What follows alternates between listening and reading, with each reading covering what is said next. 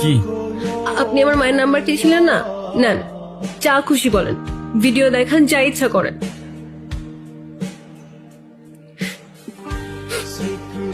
হ্যাঁ রে বল। Hello aunty, আসসালামু আলাইকুম। ওয়ালাইকুম সালাম। আপনি কে? এটা তো আয়শার নাম্বার, ওর কিছু হয়নি তো? আরে না না আন্টি, ওর কিচ্ছু হয় নাই। আন্টি, আয়শার ব্যাপারে আপনাকে কিছু কথা বলার জন্য কল দিলাম।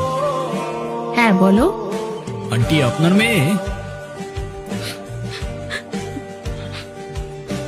মেয়ে তো অসাধারণ একজন মানুষ। আমি ওর ক্যাম্পাসেরই ফ্রেন্ড। ক্যাম্পাসের সব টিচাররাই ওকে অনেক ভালোবাসে। ক্যাম্পাসে ওর মতো আরেকটা মেয়েও নেই। তাই ভাবলাম যে মেয়ে এত ভালো, তার মা না যেন কত ভালো মনের মানুষ। তাই ওকে বললাম আপনার সাথে একটু কথা বলার সুযোগ করে দিতে। ও মা, তাই নাকি? Thank you thank you. তুমি তো খুব সুন্দর করে কথা বলো। শুনো, তুমি আয়শার সাথে আমাদের বাসা আসবা, কিন্তু তোমার কিন্তু দাওয়াত রইলো। ঠিক আছে আন্টি, আসবো ইনশাআল্লাহ। ভালো থাকবেন আপনি। আল্লাহ হাফেজ। কথা বলো। হ্যাঁ মা। হ্যাঁ রে, ছেলেটা কি দেখতে? কি অনেক সুন্দর, হ্যান্ডসাম নাকি খুব? কি মা, তুমি আবার কি শুরু করলা? আরে বল না। দূর মা, আমি এত কিছু বলতে পারবো না। আমার বাসায় আসতে সন্ধ্যা হবে, বাই।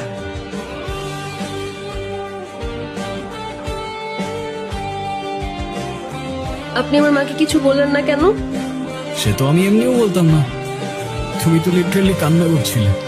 আমি তো নিজেও বুঝতে পারিনি তুমি এতটা ভয় পেয়ে যাবে।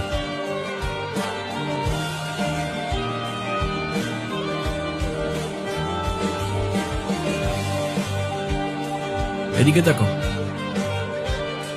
এদিকে তাকাও। তুমি তো জানো তুমি ভুল না, রাইট? বলো, রাইট অর রং? রাইট। তো তুমি নিজে যখন জানো তুমি রাইট, তোমায় যে যতই ব্ল্যাকমেল করুক না কেন, দুনিয়ার কাউকে তোমার ভয় করার প্রয়োজন নেই। কি বুঝছো? জি বুঝছি স্যার। কি বুঝছো?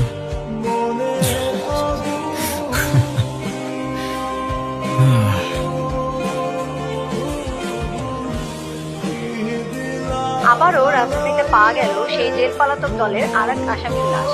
শিবপুর সেতুর নিচে এক কলমটা জেলে কমা সকালে না, মাছ এমনিতে ধরতে কালকে গিয়ে ঘুমাইতে পারিনি, ঘুমাইতে দে। ভাই জানা গেছে উঠো না ভাই, আগেও উঠো। লাশ পাওয়া গিয়েছিল। হইছেটা কি? সেও